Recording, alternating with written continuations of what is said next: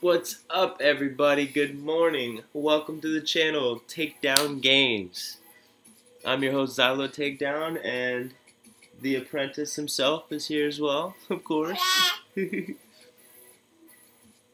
you guys are new to the channel, be sure to hit that like and subscribe button.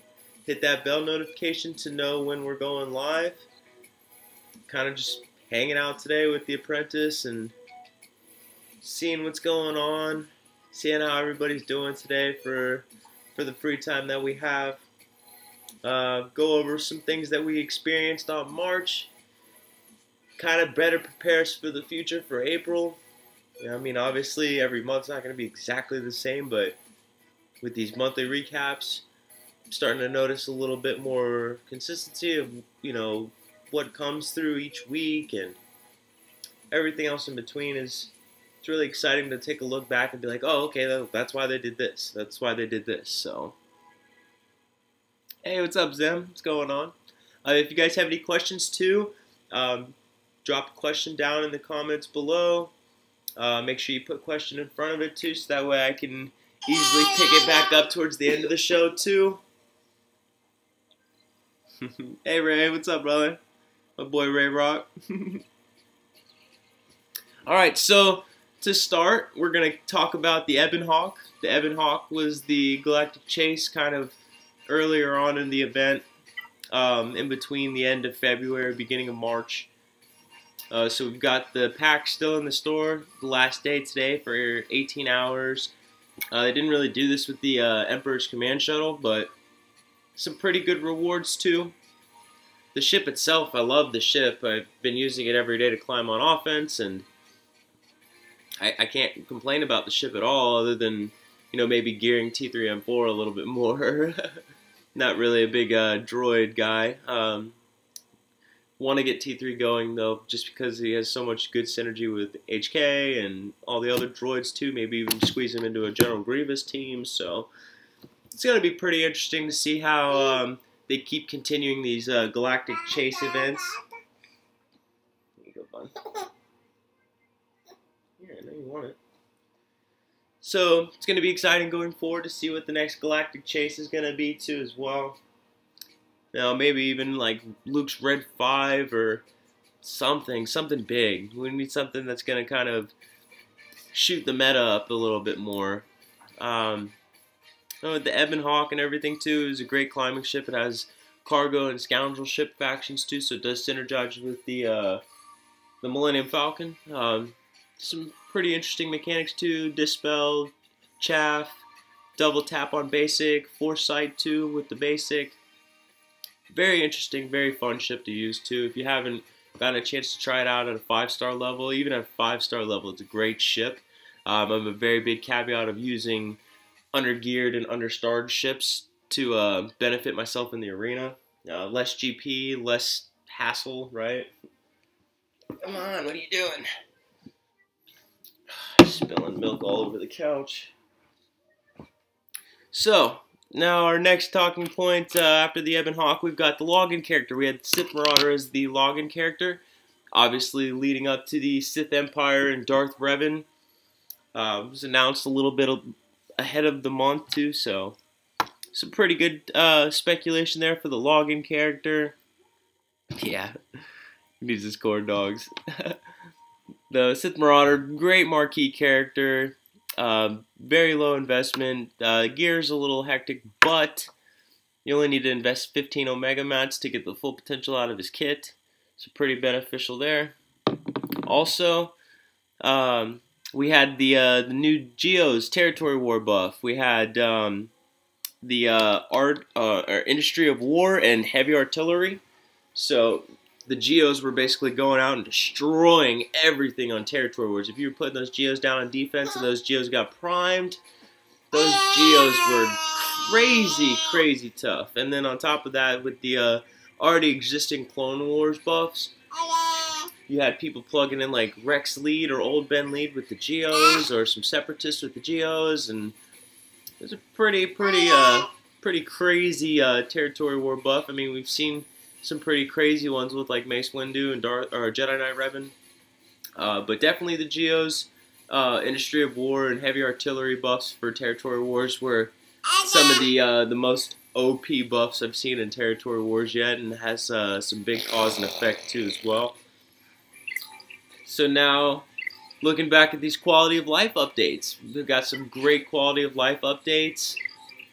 We had the combat buff UI overhaul, so it was condensing the buffs a lot more. Buffs looked a lot better. Made it a little bit easier to kind of see the characters and the screens and the buffs that actually mattered, like Foresight and Retribution. Kind of stacking up those buffs too to make it a little bit easier for the screen.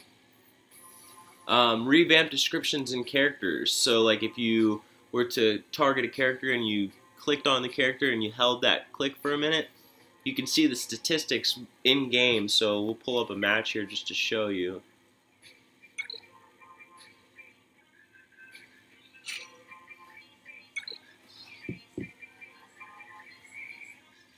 So with the combat overhaul right here, it's in the top left corner next to the settings button. So you'll click that.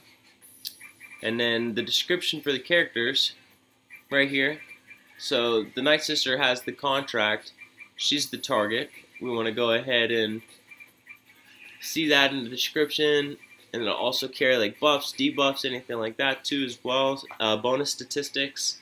So let's do this real quick and show.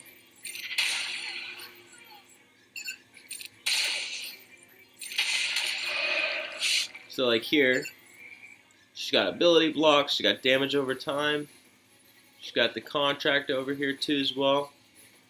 Some pretty interesting features. Hey Tilo, Mad, what's up, brother? And then also you had like a unique toggle for, unique only toggle for save squads. So if like say for example you wanted to make some squads without taking away from any other squads, you could very easily click that unique settings button, and once you do the unique settings there, makes it a lot better to kind of set up your tabs and make multiple tabs for like Grand Arena, Territory Wars, game modes where you can't use more than one character at a time. So overall, pretty exciting quality of life updates. Also, you had a better way to find gear too as well, like fully crafted pieces, for example. If you had the gear and the crystals to spend, you know, you were looking for a fully crafted piece, you can look for fully crafted pieces now as opposed to just the pieces that build the gear. So that's pretty interesting mechanic there. Better for quality of life too, looking for gear. So then we got our new heroic journey type Revan event, the Darth Revan, Scourge of the Old Republic. Crazy event, man. Crazy event. If you hadn't seen the live stream, go back. Did it with Gear 7, Canderous, and Gear 8, Juhani. It's pretty good investment, too, on the other 3 characters. Gear 11, Karth with the Zeta lead. HK47, I did his self-reconstruction data for the extra damage in the event. And then Fallen Bastila and HK were both Gear 12 as well. So, pretty good investment, and also got the benefit of investing in the team too as well. So, pretty good stuff. Sword of the Jedi, Cody G, what's up, you guys? Thank you for coming by. Yeah, my son, he likes to kick and smack and punch. I'll tell you, he's not a very still baby. I'll tell you. So, got some pretty interesting caveats there. Darth Revan was just wow. He had such a big impact on my Grand Arena, and I can't talk about him enough. I mean, the guy is amazing. Oh man, the sheer strength of Darth Revan, and the lock death mark. I called the lock death mark before the new year. I mean, we were all kind of expecting him to have death mark, but not a lock death mark. And it is a pretty easy mechanic to get by. Like, death mark doesn't stick consistently too much, but once you learn the mechanics a little bit better of Darth Revan's kit, that death mark is constantly popping up on the leader. Hi. It makes more sense too that they only gave it the lock death mark, or the ability to death mark somebody on the leader, so it kind of starts to have this ripple effect on the team. And you know, once it's a 4v5 against a Darth Revan team, it's kind of like you count your chickens before they hatch. You're kind of hoping that you're pulling them off, and it's hard to bounce back once you're down 4v5 against a mirror match Darth Revan team or anything like that too as well.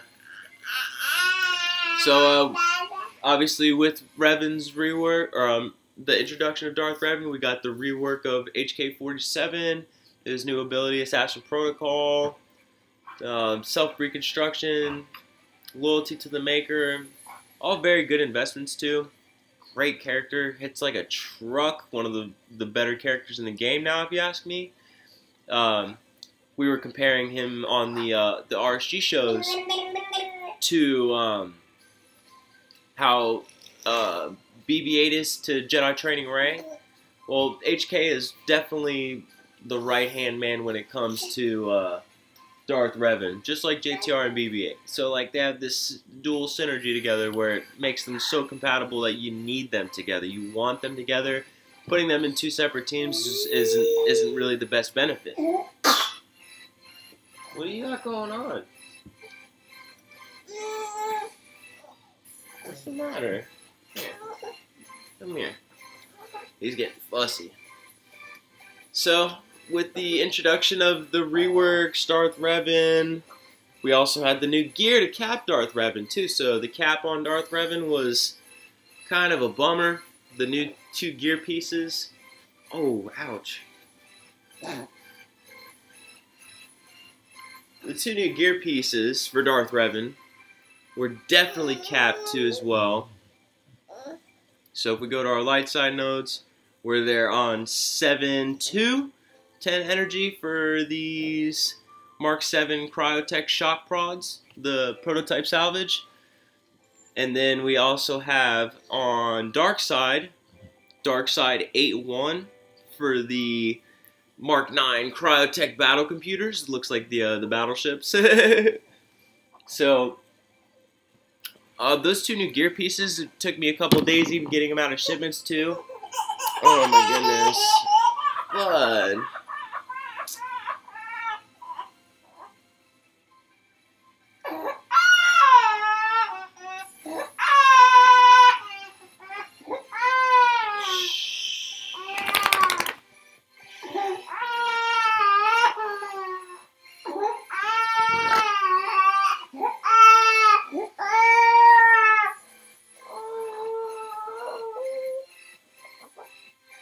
I'm sorry about that, you guys. He's very tired. Alright, I'm just going to skim over the rest of this really quickly. The B1 Super...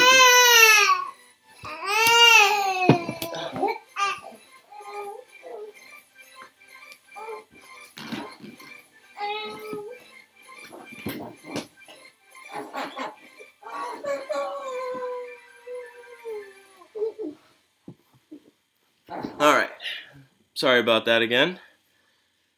The B1 Super Battle Droid, Droideka, Emperor's Command Shuttle hit the shipments. After all that happened, been kind of chipping away at the B1 and the Droideka myself, starting to invest some gear, starting to invest some of my resources into finishing up this Separatist droid team, at least getting some of the bigger pieces up to gear 11.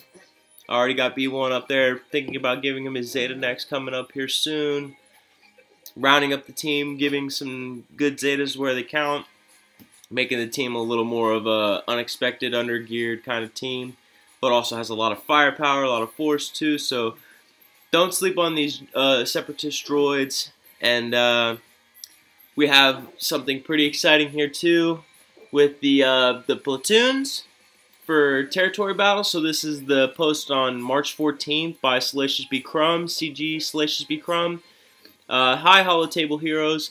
Platoons in Rebel Assault and Imperial Retaliation territory battles will no longer include newly released characters. Additionally, there will be no more randomly generated platoons in phases 4, 5, and 6. Instead, we will have a crucial... I'm sorry, I'm trying to read too fast.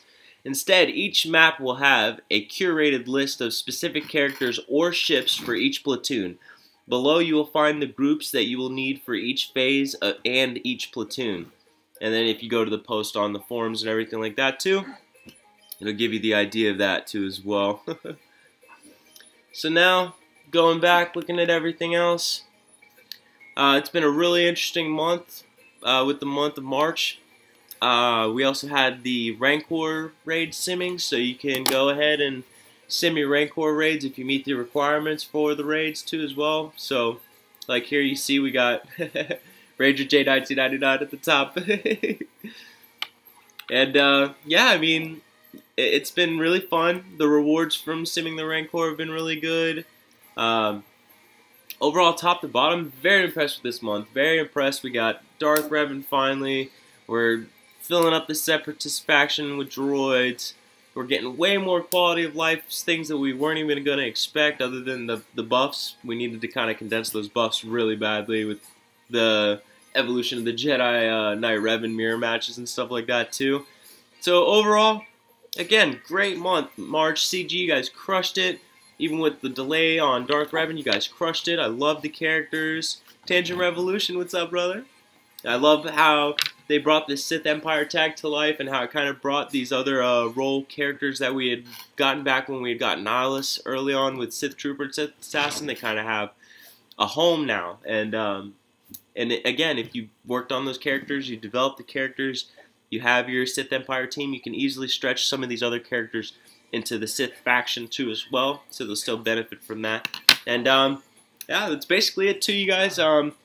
Again, if you have any questions, you comment down below. I'll be more than happy to help. Make sure you come join the Discord. Go to the About page on the Discord. Or, I'm sorry, go to the About page on YouTube for the link to the Discord. So if you guys want to come join the Discord, you guys come talk anytime. Make sure you guys hit that thumbs up too. You guys like and subscribe to the channel. And until the next one, it's your boy Xylo Takedown Games and The Apprentice. I hope you guys have a great day, and we'll see you on the next recap. Peace.